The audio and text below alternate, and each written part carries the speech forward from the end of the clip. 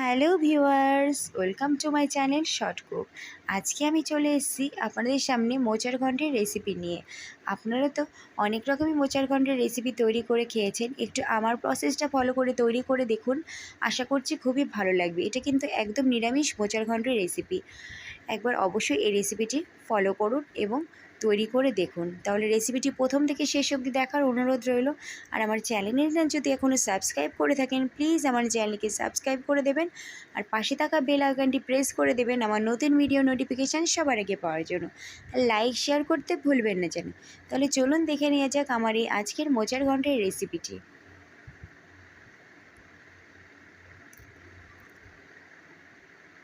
দেখুন, প্রথমে আমি সেদ্ধ করা মোচা নিয়েছি, একটা সেদ্ধ করা মোচা নিয়েছি। এটাকে আমি এখন হাত দিয়ে ভালো করে চটকেও নিয়েছি। আর মোচার ঘন্ট তৈরি করার জন্য নিচ্ছি এখানে ছোট সাইজের কিউব করে কেটে রাখা আলু আর একটা টমেটো, এভাবে কুচি করে কেটে রেখেছি। তারপরে চলে যাচ্ছি, আমি গ্যাসে বসিয়ে দিয়েছি একটা কড়াই, দিয়ে দিয়েছি 2 টেবিল চামচ পরিমাণ তেল, একটা তেজপাতা আর সামান্য পরিমাণে জিরে ফোড়ন দিয়ে আমি দিয়ে দিচ্ছি কিউব করে কেটে রাখা আলু। এবার আলুটাকে একটু তেলে নেড়েই আমি দিয়ে দিচ্ছি 1 চিমটি হলুদ, মানে সামান্য, খুবই সামান্য হলুদ দিয়ে একটু নেড়ে নেব আলুটার কালারটা হওয়ার জন্য। তারপরে দিয়ে দিচ্ছি আমি কিউব করে যে ছোটো ছোটো করে কেটে রেখেছিলাম টমেটোটা, সেটা টমেটোটা দেওয়ার পরে একটু ঢেকে দেবো যাতে আলু আর টমেটোটা ভালো মতো সেদ্ধ হয়ে যায়। তো একটু ঢেকে দিলে আলু আর টমেটোটা অনেকটাই সেদ্ধ হয়ে যাবে। একটু নেড়ে নিয়ে আমি একে একে মশলাগুলো দিয়ে দেব। তার জন্য দিয়ে দিচ্ছি 1/2 চামচ লবণ, 1/2 চামচ হলুদ গুঁড়ো, 1/2 চামচ লঙ্কা গুঁড়ো, 1/2 চামচ জিরে গুঁড়ো। এবার দিয়ে দিচ্ছি 1 চামচ আদা বাটা, আর দিয়ে দিচ্ছি চীনাবাদাম বাটা 1 চামচ, আর দিয়ে দিচ্ছি এই চীনাবাদাম 1.5 চামচ পরিমাণ। আপনারা চাইলে বাদাম এখানে বেশিও দিতে পারেন, আমি একটু সামান্য পরিমাণে দিলাম। বাদামটা অ্যাড করার পরে একটু কষিয়ে নেব, তার জন্য একটু জল দিয়ে দিচ্ছি সামান্য পরিমাণে, কারণ জল ছাড়া যদি আমি কষাই আমার নিচে কিন্তু এই মশলাটা লেগে যাবে। জল দেওয়ার পরে একটু নেড়ে নিলাম, মোটামুটি 1 মিনিট নেড়ে নেওয়ার পরে আমি 3টে কাঁচা লঙ্কা চিড়ে বীজ ফেলে ধুয়ে রেখেছিলাম, সেটা আমি দিয়ে দিয়েছি।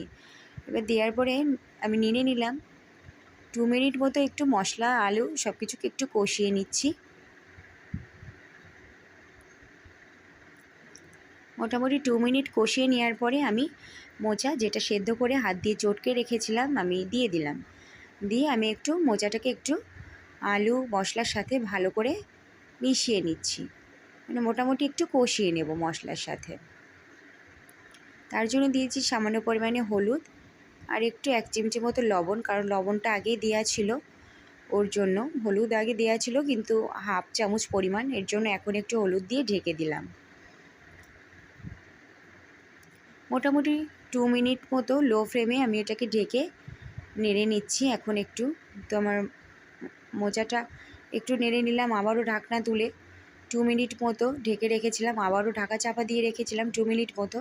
তারপরে দিয়ে দিচ্ছি মোটামুটি এখানে 2 কাপ পরিমাণ গরম জল, ছোটো কাপের 2 কাপ পরিমাণ গরম জল দিয়ে একটু মোটামুটি 2 মিনিট এটাকে আমি কুক করে নিয়েছি।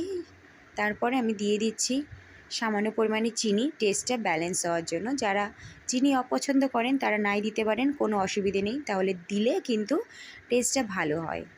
আর দিয়ে দিচ্ছি চালের গুঁড়ো, আর আপনাদের কাছে যদি চালের গুঁড়ো না থাকে সেক্ষেত্রে আটা বা ময়দা যে কোনো কিছুই দিতে পারেন। আমি এখানে 2 চামচ পরিমাণ চালের গুঁড়ো অ্যাড করলাম। আর দিয়ে দিচ্ছি সামান্য পরিমাণে গরম মশলার গুঁড়ো আর 1 চামচ ঘি।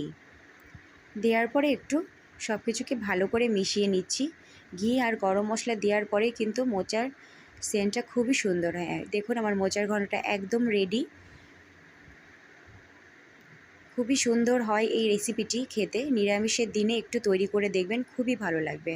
দেখুন আমি এখন একটু সার্ভ করে নিয়েছি, প্লেটে তুলে নিয়েছি।